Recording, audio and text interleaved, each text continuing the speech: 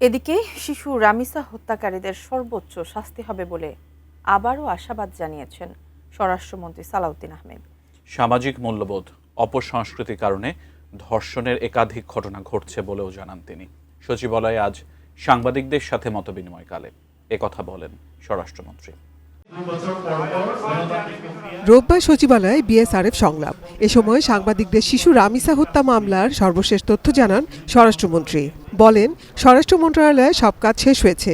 তবে আমরা নিশ্চিত যে মাননীয় আদালত এই প্রসিকিউশন টিমের বক্তব্য শুনে চার্জশিট দেখে এবং এভিডেন্স 164 এগুলো দেখে সঠিক সিদ্ধান্ত নেবেন এবং সর্বোচ্চ শাস্তি নিশ্চিত করা হবে।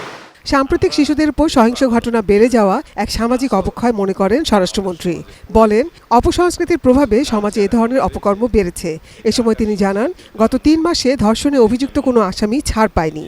সামাজিক মূল্যবোধ না থাকলে এ ধরনের অপরাধ রোধ কষ্টকর। নোভা এলইডি টিভি, ঝকঝকে ছবি, নিখুঁত শব্দ, 5 বছরের ওয়ারেন্টি। নোভা মানি সঠিক মান, নিশ্চিত সেবা। ধর্ষণের যে অবস্থা সংখ্যা, এটা আমাদের সহ্য সীমার বাইরে চলে যাচ্ছে। সরকার হিসাবে আমরা করতে পারি যে তার আইনানুগ ব্যবস্থা এবং বিচারিক ব্যবস্থাটা নিশ্চিত করা, দ্রুততম সময়ে যাতে অভিযুক্ত বা অপরাধীরা গ্রেফতার হয়। সেই জায়গায় আমরা এই 3 মাসে প্রত্যেকটি ঘটনায় আমরা সফল হয়েছি ইনশাআল্লাহ। আমরা এই জাতীয় যে কোনো ঘৃণ্য অপরাধের অভিযুক্ত বা অপরাধীদেরকে কোনোভাবেই ছাড় দেব না। ঢাকায় প্রায় 80,000 মাদকের মামলা নিষ্পত্তির অপেক্ষায় জানিয়ে মন্ত্রী বলেন, অনলাইন জুয়া এবং অফলাইন জুয়া কঠোরভাবে নিয়ন্ত্রণে নতুন একটি আইন করছে সরকার।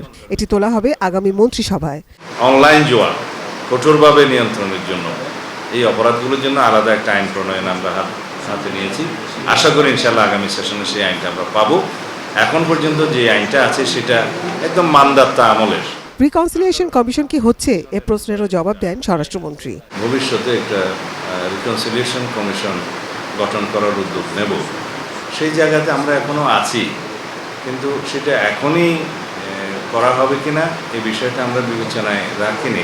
স্বরাষ্ট্রমন্ত্রী জানান, জনগণের চাহিদা অনুযায়ী পরিবর্তন আসছে পাসপোর্টে।